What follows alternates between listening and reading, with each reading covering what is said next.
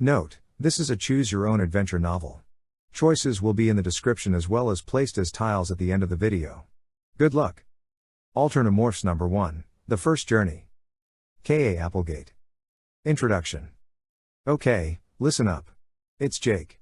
You probably already know what's going on around here. But just in case you don't, here's the deal: Rachel, Tobias, Cassie, Marco, Axe, and I are 5 kids and 1 alien out to save the world. No, this isn't a joke. It's real. About as real as you can get. Real enough for screaming nightmares about the things you've seen and done. Because sometimes the stuff you see in the movies, the stuff you thought could never, ever happen to you, well, it can happen. It does happen. I've seen it. I can't tell you my last name. Or where I live. There's an alien invasion going on. Right here on Earth. But I'm not talking little green guys with ray guns. I'm talking a much smarter way to conquer a world. Just invade people's brains. I'm not nuts. I've seen it. And because of that, my friends and I were given a special power, the power to morph into any animal we touch. To acquire its DNA. It's the only way we can fight the Yeerks, that's what they call themselves. We have to find a way to stop these slugs that get into people's heads and make them slaves. But things have gotten worse. We need backup. A new Animorph. We've tried this once before and it didn't work out. At all. We're going to try again. So, if you're interested in joining us, let's go. Just remember not to read this missions like a normal book. Check out the instructions and follow them. You get to choose your morphs, but I'm warning you now, choose them very carefully. You have to deal with the consequences. They can either help you, or get you totally annihilated. This isn't a game. It's serious stuff. So if you can handle it, turn to the next page. Oh. One more thing? Good luck. You'll need it. Chapter 1. You know you shouldn't be doing it. You were supposed to be home at least 20 minutes ago. It's getting dark. The smart thing to do, the only thing, really, is to ride your bike along the bike path like a law-abiding citizen. All the way home. But you don't. You're an off-road cycling freak, so you head for the construction site across from the mall. How many times have you been told not to do that? Like a million. It's dangerous, your mom says. Deep pits filled with water, cinder block obstacles, dips, and downhill runs. In other words, highly cool. Last Saturday you chose a spot and yanked away the worst debris. You made this sort of single-track loop. It has a killer rolling dip and a log made out of cinder blocks that you can jump. When you're on it, you pretend that you're racing in one of the mountain biking clubs your mom won't let you join because they're too dangerous. Too dangerous? Just wait, Mom. Have I got a story for you? Only I can never, ever tell you. Or anyone else. Anyway, that night, there you are. Going around and around the track, faster and faster. There's just barely enough light to see. Out of the corner of your eye, you see some dark forms moving. You stop your bike, a little nervous. You think it could be a band of homeless men who live there. But then you recognize kids from school, kids you know. Jake, Marco, Cassie, Rachel, and Tobias. You don't know them that well, except maybe Marco. He sits next to you in science and makes jokes under his breath all during class. Thanks to him, you're barely breaking a C. You think about yelling hey. But you don't want to scare them. And they look like such a group, somehow. You didn't know they were all friends. You feel a little bit left out, even though they didn't see you. You aren't terribly swell at making friends. Maybe because you spend most of your time riding around and around a makeshift track. The group moves away, and you keep circling the track, trying to get in some killer laps before dinner. You're rounding the track for the last time, flying over the cinder block log, when you see it. A light. It's moving fast, way faster than an airplane or helicopter. And you'd have to call the light blue, even though you don't think you've ever seen that shade of blue, somehow. It's a blue that is almost white, and yet it registers as more blue than any blue you've ever seen. That doesn't make much sense, but neither does the light. You stand there, your mouth open like a fish, and watch it come closer. You see that the light has a shape. It's like an egg with 2 stubby wings. The blue light is coming from a shaft at the end. And suddenly, you get what it is. It's a UFO. You know it. And it isn't because you watch the X-Files. It's because every hair on your head is standing on end. Instead of running away, like a normal person, you run toward it. You keep out of sight behind a tumble of masonry and cinder blocks. That's when you see Jake, Tobias, Marco, Cassie, and Rachel. Rachel's hair is standing straight out from her head, so at least you're not alone. Your heart pounds as the UFO lands. The kids huddle together. You can't hear them, but you know they're wondering what to do, like you are. Then you hear Tobias's voice. Please, come out. We won't hurt you. I know. The voice was in your head. You didn't hear it with your ears. Marco and Jake exchange glances. Tobias looks at Rachel. They all stare at each other, wide-eyed. They've heard it, too.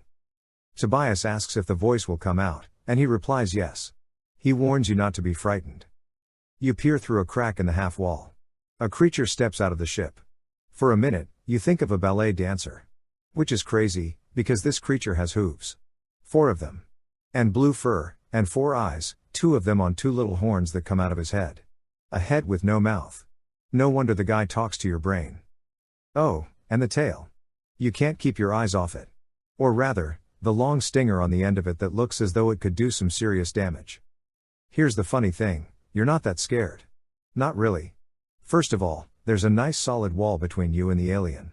And somehow, you suspect he won't harm you. You're right, you hear in your head. So you can come out. You don't have to hide. You gaze around wildly. Yes, I'm talking to you, he says. And that part about not being scared? Forget about it. Now, you're terrified. Chapter 2. You step out from behind the wall. Whoa, Marco says. Another alien. Let the games begin. But his voice shakes a little, and you know he's scared, too. You stand next to the others. The alien stumbles a bit and then falls, and you realize he's hurt. I am dying, he says. Then he tells you about the Yeriks. How they've invaded Earth by taking over humans. How their slug-like bodies invade people's brains. It all sounds crazy. And terrifying. You're relieved to hear that the Andalites, which is what the creature calls himself, are fighting the Yeriks. That means somebody else is taking care of it. You don't have to worry. Yes, you do. He is the last Andalite, he tells you. It may take a year before the rest of them return. By that time, the Yeriks will have taken over the Earth and all its people. What? You blurt out. That's impossible. I have seen what they are capable of, the Andalite replies, and you turn stone cold at the way he says it. There is one thing he can do to help before he dies. The Andalite directs Jake to fetch a small blue box from his ship. Jake looks a little nervous, but he disappears inside, then reappears holding the box. The Andalite tells you that he can give you the power to morph into any animal you choose. You just have to touch the animal to acquire its DNA. You've got to be kidding, Marco says. You can't believe it, either. It's way past wacky. Way past unreal. Suddenly, you see red lights in the sky. Rachel sees them, too. Yeriks, the Andalite says. The hatred in his voice is like a living force. He calls the ship's bug fighters. Hurry. You place your hand on the box next to the others. 6 hands, and then the Andalites. You feel a shock wave run from your fingers up your arm, into your body. It doesn't hurt. It feels nice. Like a warm buzz of comfort. But then a third ship appears alongside the red lights. It is larger. Blacker than black, it is like a piece of a starless night sky. It is a strange shape. Jake says it's like a medieval battle axe. Rolling out from its surface is a feeling that you can only describe as evil. You've never felt this before. But you know what it is. Go now, the Andalite warns. They cannot find you. And remember, you can only stay in animal morph for 2 hours or you will be trapped in your morph forever. Now go. Visser 3 is with them in the Blade ship. Run. Tobias stays behind for a moment, but the rest of you take off. You feel the urgency and the power of the Andalite's order. Suddenly, you see your hand glow. You realize that your hand is in the circle of white-hot light coming from the ship. A searchlight. You snatch your hand back, out of the light, and run. With a burst of strength, the 6 of you leap over the half wall. Your knees hit the ground hard, but you hardly feel the pain. Now, the searchlight from the ship illuminates the dying Andalite. The bug fighters slowly descend. There is nothing you can do. Nothing. You watch as Visser 3 exits the Black Blade ship. You see the creatures called Horkbuyer, walking weapons with blades growing out of their wrists and elbows. They serve as hosts for the Yeriks. And then the enormous, spidery Taxxons, evil creatures who willingly allowed the Yeriks to take over their brains and horrible bodies. Fear grips you. You've never known fear like this. A Horkbuyer comes close, so close you could toss a stone and hit it. You hold your breath. You want to scream, you want to run. You have to get away. But you feel something warm seep in, Like a curl of warm water swirling around you. The Andalite has sent you courage. You need the courage. Because you have to watch him die. In a sneering voice, Visser III calls him Prince Elfangor. He morphs into a creature more horrible than the Taxxons, taller, bigger, with teeth 3 feet long. Their points are sharp as daggers. The fight is horrible. Already dying, the prince fights bravely. You can see there is no hope for him. And there is no mercy in Visser III. Cassie covers her eyes. Rachel stares straight ahead, her eyes blazing hatred. Visser III opens that deadly mouth with the teeth like steel spikes. Jake almost springs to help, but you help Rachel pull him back. No one can help. At the very last moment, you turn away. You can't bear to see Prince Elfangor die. Not like that. But you hear it. You hear the scream in your head. It is more awful than anything you've ever heard. Tobias leans over and gags. The nearest Hork-Buyer turns at the sound. You see his eyes rake the darkness. You know he is listening. You don't know who springs up first. But suddenly, you can't contain the terror any longer, and you all take off. Running as fast as you ever knew you could run. Split up. Jake yells, and you veer away from the others. You know the construction site pretty well. The prince had said that Hork-Buyer don't see very well in the dark, so you hug the shadows. You can hear one of them behind you, his blades whistling through the air. He is very fast. You stumble over a piece of rusted equipment. The Hork-Buyer is close, closer. He can't see you, but he can hear you. You stop. You press yourself flat against the wall behind you. A chunk of the wall falls off, and you catch it in your cupped palm. You break into a sweat, imagining the sound it would have made had it hit the ground. How the Hork-Buyer would turn, how his blades would flash in the air before tearing you apart. Wait. It's a trick you've seen a million times in movies and on TV. Would he fall for it? Then again, do Hork-Buyer watch TV? You grasp the stone in your fist. With your best effort, you draw back and fire the thing like a fastball, way off to the right. You hear the soft clunk as it falls. The Hork-Buyer whips his horned head around and takes off after the sound, bounding like a kangaroo. You run in the opposite direction. Your lungs are on fire, but you keep going. You vault over cinder blocks and debris, you swing over half-built walls. You get to your mountain bike and swing one leg over. And then you really fly. Chapter 3. You wake up the next morning feeling groggy. It was a dream, of course. A totally freaky dream that felt totally real. The worst nightmare you ever had. If you told your mom about it, she'd probably suggest counseling. You can hear the vacuum going outside your door, and you feel better. Vacuuming is so normal. How can people go on vacuuming when horrible alien slugs are invading their brains? You peek outside the door. Your mom is vacuuming and your little sister runs out in a pink dress. How's this? Lexi asks. Fine, Mom says, without even looking. You remember that Lexi's birthday party is that day. That reassures you, too. Yesterday, a 6-year-old's birthday party would have been lame. Today, you think it's just the coolest thing in the world. Because it's normal. Your mom sees you. Can you keep an eye on things here? She asks. I have to go to the store and pick up the cake. You're picking up the cake? You ask. Your mom never buys a store-bought cake for birthdays. She's a city planner and works constantly, but she also has this thing about home-baked cakes. Emily is coming over to help, and after the party we're going to a meeting tonight, Mom tells you. Can you babysit? Sure, you say on the way to the kitchen. Babysitting beats dodging aliens, you think. Not that you dodged an alien with killer blades coming out of their wrists and elbows last night.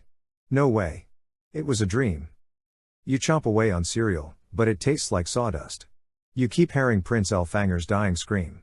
You remember those dagger teeth and what they did to him. The spoon clatters in the bowl as your stomach heaves.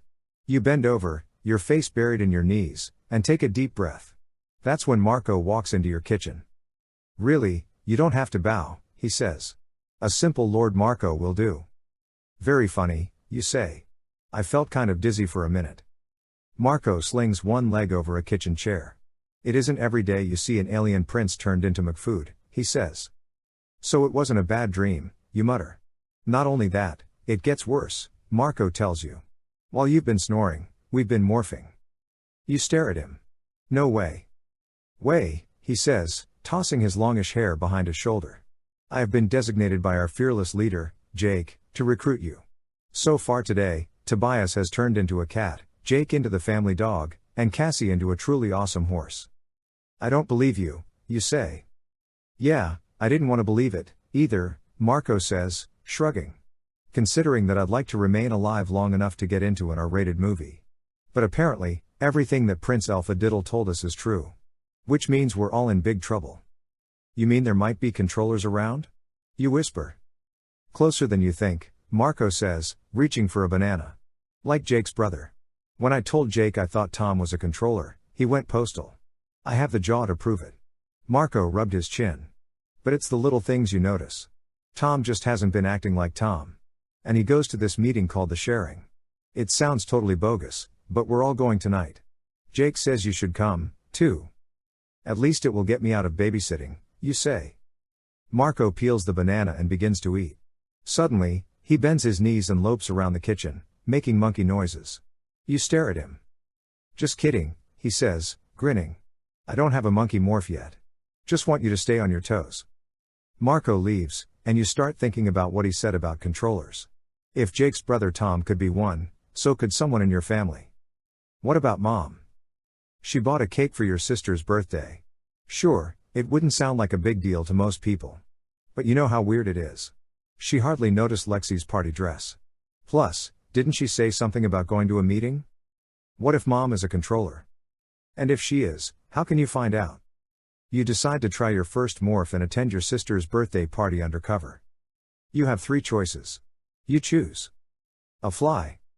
Your sister's pet hamster. Your weird next door neighbor's pet ferret.